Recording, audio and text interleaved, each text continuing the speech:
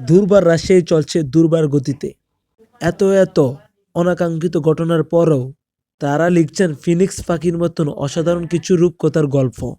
যে দলকে নিয়ে তেমন কোনো প্রত্যাশাই ছিল না, যে দলের পেমেন্ট ইস্যু নিয়ে তোলপাড় চলতেছে, যে দলের বিদেশি খেলোয়াড়রা ম্যাচের ২ ঘন্টা আগে খেলা বয়কট করে, এই দলটি এখন টেবিলের ৩-এ অবস্থান করছে। ছবিতেই দেখা যাচ্ছে তাদের জয়ের পর কত উচ্ছ্বাস এবং উদযাপনা। দুর্বার রাশিয়া এখন প্লে অফ খেলার অনেকটাই যোগ্য দাবিদার। আজকের জয়ের পর তাদের প্লে অফ খেলার সম্ভাবনা আরও অনেক উজ্জ্বল হয়েছে।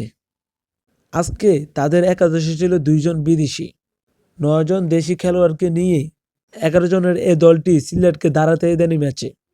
শুরুর দিকে রাজশাহী খারাপ খেললেও বিশ্বকাপ জয়ী আকবর আলী আজকে খেলার হাল ধরেন। সাথে রায়ান বুল ৪৮ রানের একটি অসাধারণ ক্যামিও ইনিংস খেলেন। বোলিংয়ে মেহরাব অসাধারণ কিছু বল করেন। তিনি ৪ ওভারে ১৫ রান দিয়ে ৪টি উইকেট তুলে নেন। সাথে মৃত্যুঞ্জয় ৩টি উইকেট নেন।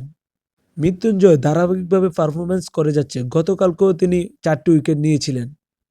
এরই মাধ্যমে তারা তাদের এই টুর্নামেন্টের সকল ম্যাচ কমপ্লিট করল প্লে অফের আগে। অধিনায়ক তাসকিন আহমেদ অসাধারণ একটি টুর্নামেন্ট পার করছেন। তিনি সাকিবের সর্বোচ্চ উইকেটের রেকর্ড ভেঙে ফেলেন। আপনার কাছে কি মনে হয়, দুর্বার রাজশাহী কি প্লে অফে কোয়ালিফাই করতে পারবে? কমেন্টে জানাতে পারেন এবং সকল ধরনের সকল খেলার তথ্য পেতে চ্যানেলটি সাবস্ক্রাইব করেন।